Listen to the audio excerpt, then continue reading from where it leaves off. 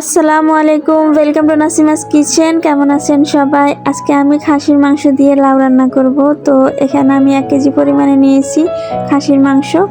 এখন একটা হাঁড়িতে নিয়েছি, দিয়েছি এখানে হাফ কাপ পরিমাণে পেঁয়াজ কুচি, দুটো দিয়েছি টমেটো কুচি, 1.5 টেবিল চামচ দিয়েছি আদা রসুন বাটা, 1 চা চামচ দিয়েছি মরিচের গুঁড়া, হাফ চা চামচ দিয়েছি হলুদের গুঁড়া, স্বাদ অনুযায়ী দিয়েছি লবণ, 1 চা চামচ করে দিব ধনিয়া ও জিরার গুঁড়া, হাফ চা চামচ দিব গরম মশলার গুঁড়া, পরিমাণ মতো দিব তেল। এখন আমি 2 কাপ পরিমাণে পানি দিয়ে মাংসটাকে সিদ্ধ করে নিব।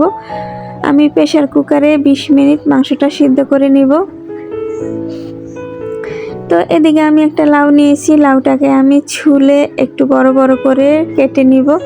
আপনারা দেখে বুঝতে পাচ্ছেন আমি কত বড় করে লাউগুলো কেটে নিয়েছি। এখন একটা হাঁড়িতে নিয়েছি, দিয়েছি স্বাদ অনুযায়ী লবণ, অল্প পরিমাণে দিয়েছি হলুদের গুঁড়া আর অল্প পরিমাণে দিয়েছি পানি। এখন আমি লাউটাকে সিদ্ধ করে নিব।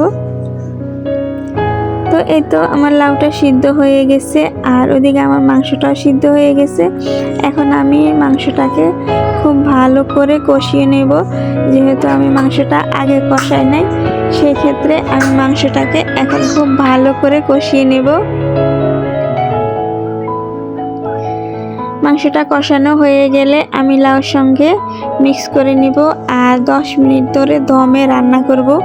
এতে করে মাংসটা খেতে খুবই দারুণ লাগে আর আমি বাড়তি কোনো পানি দেব না। তো এভাবে আপনারা অবশ্যই বাসায় বানিয়ে খাবেন আর আমাকে কমেন্টে জানাবেন কেমন হয়েছে। ভিডিওটা ভালো লাগলে অবশ্যই একটা লাইক কমেন্ট শেয়ার করে দিবেন। আল্লাহ হাফেজ।